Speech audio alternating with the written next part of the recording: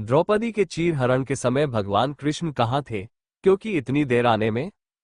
दोस्तों, पांडवों की वो महारानी जिसके केश राजसूय के अवभूत स्नान के समय सिंचित हुए थे, जो कुछ सप्ताह पूर्व ही चक्रवर्ती सम्राट के साथ साम्राज्य के रूप में समस्त नरेशों द्वारा वंदित हुई थी, रजस्वला होने की स्थिति में असहाय अवस्था में केश पकड़कर घसीट लाई गई और अब उसे नग्न करने का आदेश दिया जा रहा था।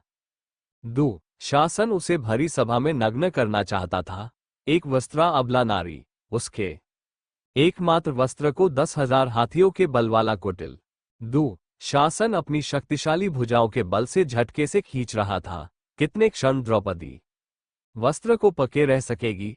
आज कोई नहीं उसकी सहायता करने वाला। उसके नेत्रों से अश्रुओं की झड़ी उमड़ने लग गई। दोनों हाथ वस्त्र छोड़कर आपने आप ऊपर उठ गए।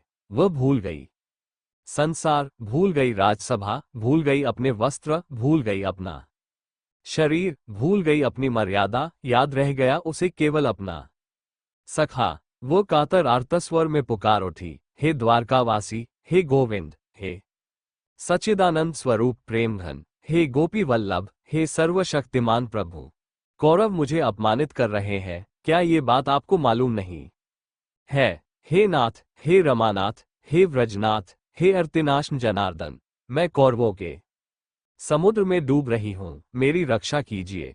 हे श्री कृष्ण, आप सच्चिदानंद स्वरूप महायोगी है, आप सर्वस्वरूप एवं सबके जीवनदाता है। हे गोविंद, मैं कौरवों से घिरकर बड़े संकट में पड़ गई हूं, आपकी शरण में हूं, आप मेरी रक्षा कीजिए।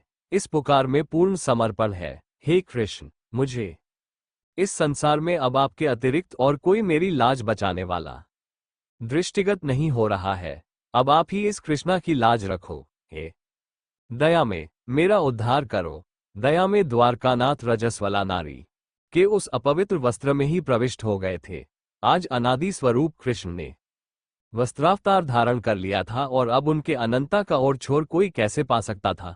अपनी सखी की मर्यादा ढकने के लिए कृष्ण आज स्वयं उसकी चीर बन गए थे।